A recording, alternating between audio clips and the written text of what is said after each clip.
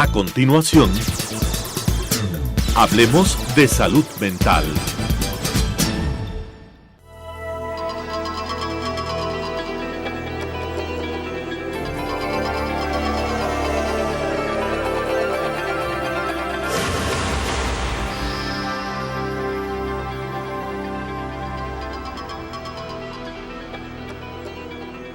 Señoras y señores, muy buenos días. Bienvenidos a que hablemos de salud mental.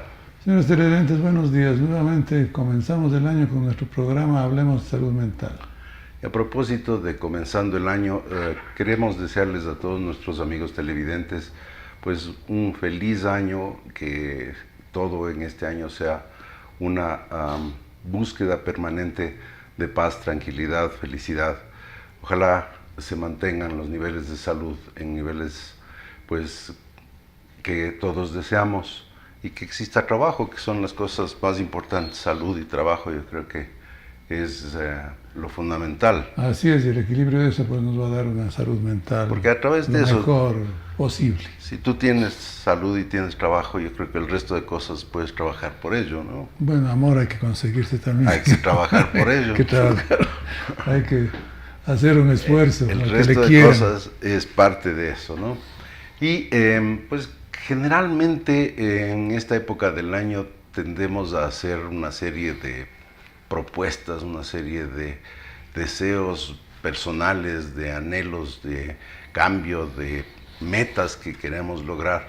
Y sí queremos advertirles a nuestros amigos televidentes que esas promesas que nos hacemos, esas propuestas que nos hacemos, esas metas que nos ponemos, pues las hagamos dentro de los límites en donde realmente vayamos a cumplirlas, porque de otra manera se van a convertir en fuentes de frustración. Es decir, al final del año llego a la conclusión de que no he hecho prácticamente nada de lo que me propuse, pero a lo mejor me propuse cosas que no eran alcanzables, o tenemos que aprender de lo que no logramos precisamente para en este año no hacer el error de proponernos cosas más allá de nuestras capacidades. Sí, yo creo que serían dos cosas importantes. La una, proponernos cosas realizables, pero la otra, pelear por ello, o sea, esforzarse en ello, tratar de cumplirlo. Porque también a veces algunas personas muy cómodas, no pude hacerlo y simplemente, pero ¿qué tanto se esforzaron por lograrlo, ¿no? Entonces yo creo que sí deben combinarse las dos situaciones, los límites realizables y el esfuerzo que cada uno de ellos debe recibir, debemos hacerlo. Una de las más frecuentes es generalmente después de haber comido y bebido bien durante el mes de diciembre. Muchas de las personas han subido de peso y es una de las preocupaciones posteriores a la gran farra que se han echado durante el mes de diciembre. Una de las promesas es, bueno, este año voy a bajar de peso y voy a empezar a hacer ejercicio. Pero ahí comienzan ya las excusas. O sea, este año que cayó en martes, el 1 de enero, voy a dejar hasta el próximo lunes para comenzar, ¿no? Y entonces, para comenzar bien, desde el día lunes de la primera semana. Entonces se van haciendo una especie de mentiritas con las cuales uno lo único que hace es postergar algo que nos va a costar trabajo hacerlo. Si es que nos va a costar trabajo hacerlo, pues empezar a hacerlo y empezar a hacerlo bien desde el comienzo y sin grandes expectativas. No quiero bajar 10 libras en 5 días, no quiero bajar 10 libras en un mes. Voy a ir bajando poco a poco. Ese es incluso más saludable. Pero mantener la promesa, sí. Mantener la promesa, mantener el esfuerzo, y a lo mejor no va a bajar 10 libras en un mes, pero paulatinamente a lo mejor al fin de año sí llega a las 10. Que es un compromiso a lo largo del año. Y yo creo que este tema, aunque es muchas veces repetido, pues es importante porque redunda en la salud de la persona, salud física y salud mental. Porque claro, un sobrepeso nos trae una serie de complicaciones metabólicas, cardiovasculares, que ninguno queremos tenerlas. Entonces hay que mantener conciencia de las ventajas que nos lleva la reducción de peso y mantenerse el buen propósito, ¿no? Ahora, el ejercicio, ustedes a lo largo del tiempo que hemos mantenido este programa junto a ustedes, se habrán dado cuenta de que siempre mencionamos el hacer ejercicio como una de las recomendaciones para mejorar la salud mental. Y eso de mente sana en cuerpo sano, pues sí, es una verdad absoluta. Cuando hay una mente que sea sana, es porque existe también un cuerpo que está sano, porque si hay alguna enfermedad va a afectarnos nuestra salud mental, va a preocuparnos, va a quitarnos el sueño, va a quitarnos la tranquilidad. Entonces, mente sana en cuerpo sano, y para tener un cuerpo sano, pues uno tiene que hacer algunas cosas. Entre esas, controlar el peso y hacer ejercicio. Hacer ejercicio implica no hacer grandes pues proezas de carácter atlético. No, el caminar al menos, por lo menos 30 a 40 minutos a un paso razonable es un buen ejercicio. Pues si se lo mantiene regularmente, le va a dar muchísimo resultado porque tiene un efecto cardiovascular. Y el efecto cardiovascular quiere decir que nuestro corazón, nuestros pulmones, la respiración y el corazón están trabajando en mejores condiciones para poder surtir sangre al cuerpo, y eso es bueno. Entonces el ejercicio además promueve una cantidad de sustancias que ayudan a que uno pueda dormir bien, estar más relajado, bajar los niveles de tensión. Es decir, es una fuente importante de salud mental. Y eso sí está comprobado fisiológicamente, no es que simplemente se dice por decir, no está comprobado que el ejercicio pues produce en nuestro sistema nervioso, secreta ciertas sustancias que son absolutamente relajantes, nos ayuda mucho. Por eso que se recomienda el ejercicio en lo posible a comienzos del día. Depende mucho de los horarios de la persona, evidentemente, pero es recomendable a comienzos del día para pasar todo el día con ese efecto positivo del ejercicio.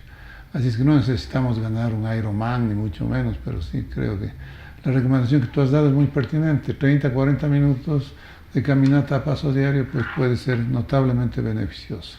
Ahora, otras personas tal vez preferirán hacer un poco de ciclismo o tal vez natación. Ese tipo de cosas son lo muy, que le guste a la persona y lo que sea realizable, ¿no? O sea, el más barato, más fácil de hacer es caminar. Es decir, no tienen que inscribirse en ningún gimnasio, no tienen que necesitar ningún aparato raro, ni nada. Exacto. Es caminar simplemente. Pero si les gusta el ciclismo, entonces hagan ciclismo, y si les gusta la natación, hagan natación. Lo importante es que sea cardiovascular. Y la parte de pesas o tono muscular también es importante, pero eso lo pueden hacer alternando con el otro tipo de ejercicio. Sí, con menor intensidad. Quizás ahí entran en juego otros factores de edad de la persona, enfermedades físicas, medicamentos, etcétera, ¿no? No sé si has visto, pero hay unos datos bien interesantes en relación a masa muscular y Alzheimer. O sea, la demencia, de una manera u otra, se promueve o se presenta más rápidamente en personas que pierden mucha masa muscular. Y el mantener un tono muscular, una masa muscular adecuada, parece que es uno de los factores que previene o retrasa el aparecimiento de la demencia. Sí, al parecer hay personas que no reciben estímulos, ¿no? Entonces, como que no tienen una tarea que les cueste hacer un esfuerzo, que les cueste enfrentar un estímulo, al parecer eso también afecta en las interconexiones cerebrales, que al parecer son las que están. Pero bueno, ya tendremos la oportunidad de hablar en detalle en Alzheimer a lo largo de este año en la serie de programas que llevaremos a cabo. Y hablando de esto, de la serie de programas que vamos a llevar en el presente año, pues vamos a tratar de incorporar un elemento adicional a lo que hemos venido haciendo. Es decir, nuestro programa se ha basado en conversaciones, en temas que estamos revisando, y conversamos entre los dos expertos en salud mental, dos psiquiatras, y tratamos de hacer alcanzable a todo el público temas de salud mental. En este año vamos a hacer un pequeño cambio. Vamos a introducir algunos elementos de carácter audiovisual, es decir, va a haber algunas diapositivas en unos casos y en otras filmaciones sobre temas relacionados a la salud mental. Y esto lo empezaremos a hacer desde el próximo programa. Sí, 15 años de estar en este programa yo creo que nos ha dado alguna experiencia y conocimientos sobre cómo tratar de interactuar en la televisión con mayor éxito y con mayor interés por parte de nuestros amigos televidentes. Lo que hemos pretendido siempre es que, como tú decías hace un momento, que sea entendible. Porque muchas veces uno puede oír hasta la jerga médica y no ser muy entendible. Hemos tratado de llegar con un lenguaje adecuado, con un lenguaje sencillo, para explicar las diferentes patologías de la salud mental. Ahora también igual, a lo mejor en alguna parte de estos videos o de estos audiovisuales tendremos que hacer hincapié o explicar o detallar un poco más algunas de las cosas que allí se dicen. Es decir, no va a ser una simple proyección ni mucho menos. También vamos a seguir interactuando con ese material.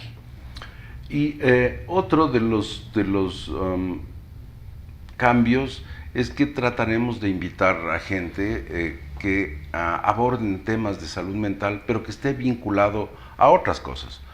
Puede ser deporte, puede ser temas médicos, puede ser el arte, en fin, una serie de otros temas, pero que tengan que ver con salud mental. Esperamos que ustedes nos ayuden a escoger temas, que nos escriban aquí a Telesucesos y nos soliciten temas en relación a lo que les gustaría escuchar o que nosotros presentemos. Pero dentro de las cosas que vamos a hacer es definitivamente invitaremos médicos de otras especialidades para hablar de la importancia que tiene tanto su especialidad y el impacto que éste tiene dentro de la salud mental.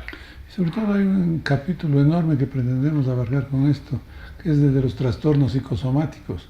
Entonces, cómo la salud mental o las alteraciones mentales influyen en los diferentes aparatos y sistemas de nuestro organismo, dichos por el especialista.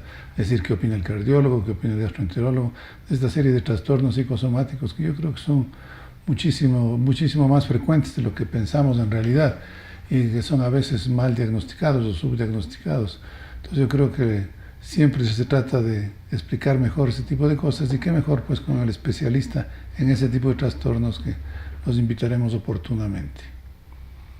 El tema que vamos a iniciar la próxima semana va a ser vinculado a la ansiedad y el día de hoy vamos a comenzar dando una visión general de todo lo que es ansiedad y todos los trastornos vinculados a la ansiedad, con el fin de que sirva como introducción para la próxima semana traerles el video vinculado a uno de los trastornos de ansiedad más frecuentes, que es el trastorno de pánico.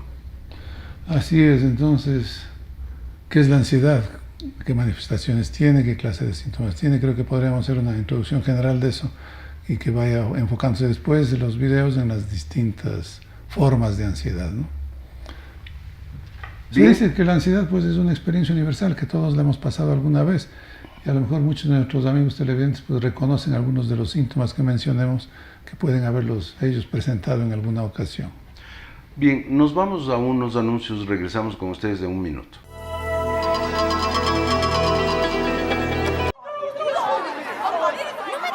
Ayudarme, solo dámelo. Tranquila. Tranquila. ¿Qué tranquila ni que nada? Tú lo tienes. Un escándalo. No tendría que gritar si me lo das y dejes de parecer un criminal. Yo no tengo tu teléfono. Ay, no por tengo Dios, tu mírate celular. bien. ¿Qué le ofreces ¿Soy al mundo? ladrón por el uniforme? Ay, por favor. De toda la gente que está aquí. ¿Por qué me acusas? Yo Lo no fui. siento, amigo. ¿Qué? Es muy simple, solo quiero que lo devuelvas. ¿Tú me viste? ¿Me Oye, viste? yo sé que tú lo tienes. ¿Dónde están tus Obsérvate testigos? bien, obsérvate ¿Tus bien. testigos? ¿Qué? ¿Dónde? ¿Dices que me viste tú? Oye, dejaste eso en el baño.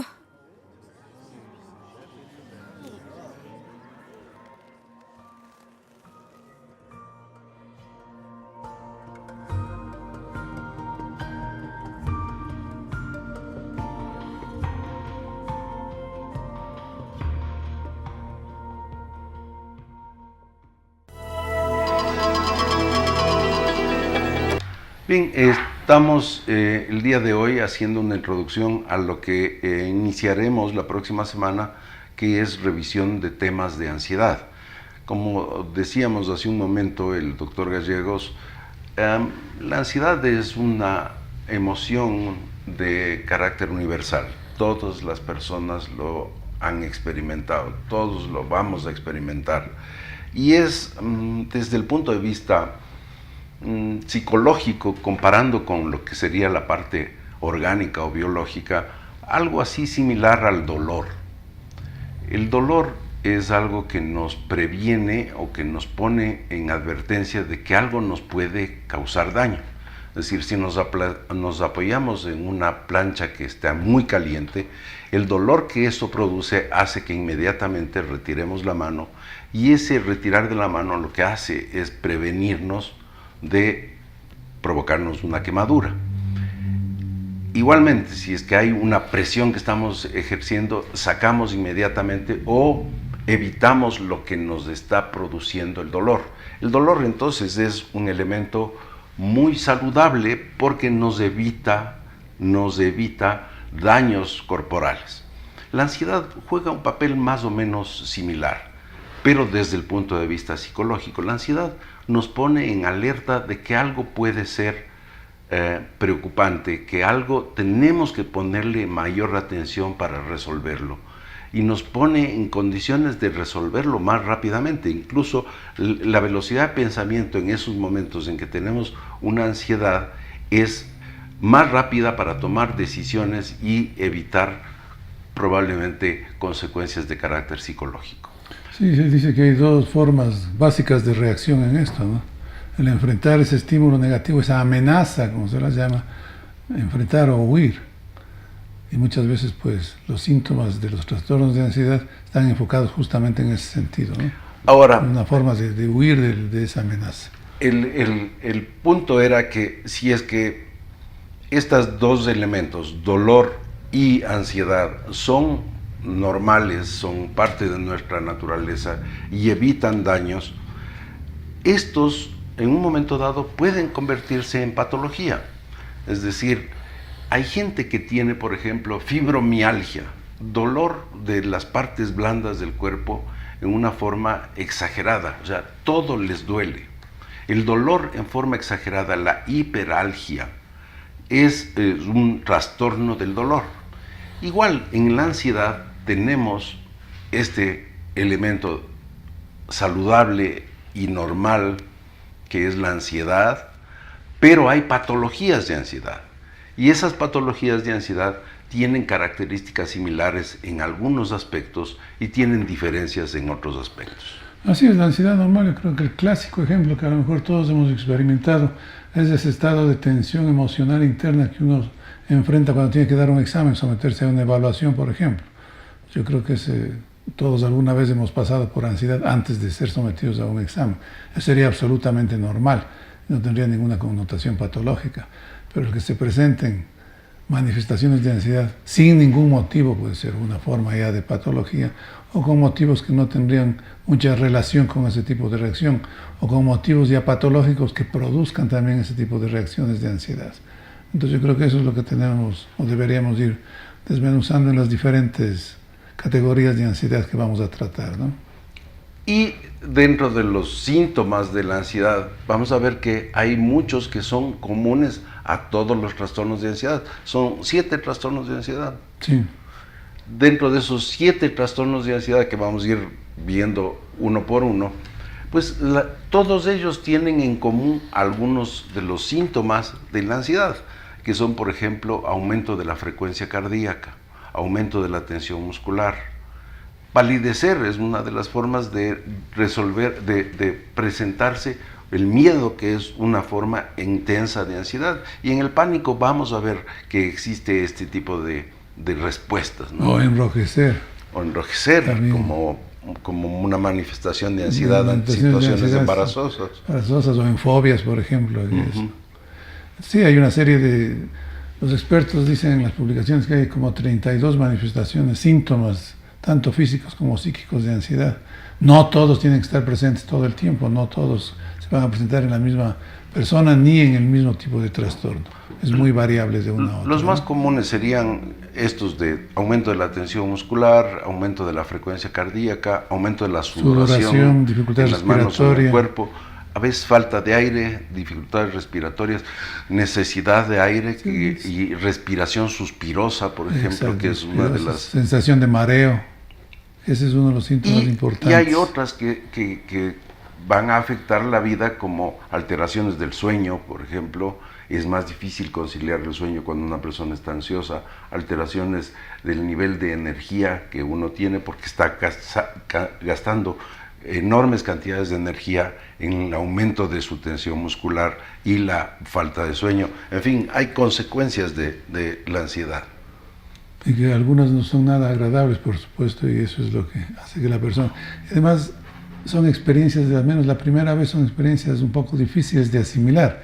La persona incrementa más su ansiedad, se retroalimenta con la misma ansiedad que está sintiendo. Se pone más ansiosa porque no sabe qué es lo que le está pasando. Entonces eso también complica más. Y muchas veces pues no se toma en cuenta que esto es un trastorno de origen psíquico, es una patología mental que debe ser tratada como tal. Y se le atribuye una serie de patologías físicas, médicas, que complican más porque generalmente los hallazgos son negativos, ¿no? Aunque hay en algunos casos en los cuales los hallazgos de carácter médico están presentes. Por ejemplo, hay ansiedad en la hipoglicemia, por ejemplo, que es la baja del azúcar. Hay ansiedad en el hipertiroidismo, que es la excesiva función de las hormonas de la glándula tiroides y aumento de las hormonas tiroideas en el organismo. Esto produce estados de ansiedad. Hay incluso tumores como el feocromocitoma que producen crisis de ansiedad. Algunas enfermedades neurológicas también. Es decir, claro, hay una combinación de en relación con enfermedades físicas. Ajá. Así como hay ansiedad en relación con consumo de sustancias, por ejemplo. Claro. Inclusive a veces las sustancias no tienen... Es una complicación, digamos, ¿no? Son complicaciones. O inclusive hay ansiedad como efecto colateral de algunos medicamentos. Entonces, claro, lo importante es tratar de entender qué es lo que a ese paciente le está pasando, si es una manifestación de ansiedad, si está o no en relación con alguna de estas situaciones, con una enfermedad física, con una sustancia, con un medicamento, con algo que se le puede echar la culpa, como quien dice de eso. Y hay los verdaderos trastornos de ansiedad, que son las enfermedades psíquicas que se manifiestan generalmente con ansiedad. Hemos mencionado que son 7 los trastornos de ansiedad y vamos a enumerarlos. El primero de todos, el que más frecuentemente se presenta, es el trastorno de ansiedad generalizada, que es una forma de ansiedad más o menos continua de la persona. El trastorno de pánico, que son episodios de una enorme cantidad de ansiedad que se produce en situaciones en que la mayoría de la gente no experimentaría una situación así, de gran miedo, de pánico, y que se resuelve en unos minutos, pero genera un temor a volver a experimentarlo.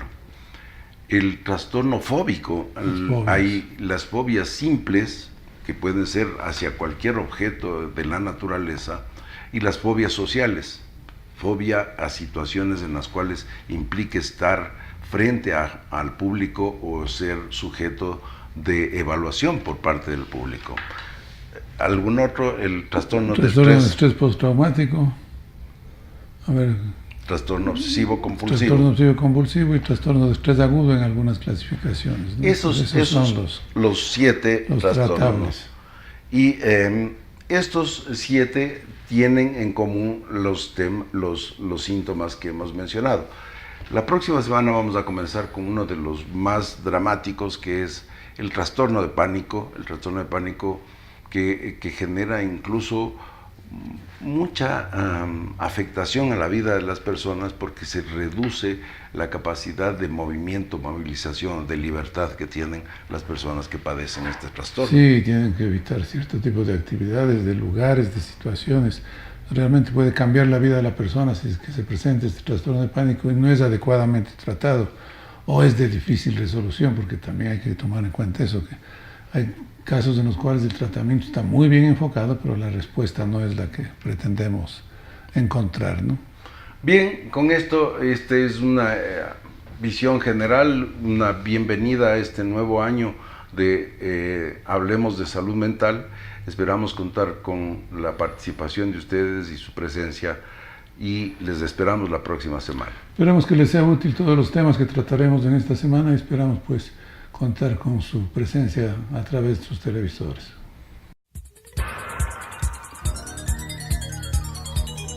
Las opiniones vertidas en este espacio por la producción y dirección del programa son de exclusiva responsabilidad de sus autores y de quienes intervienen en ellos.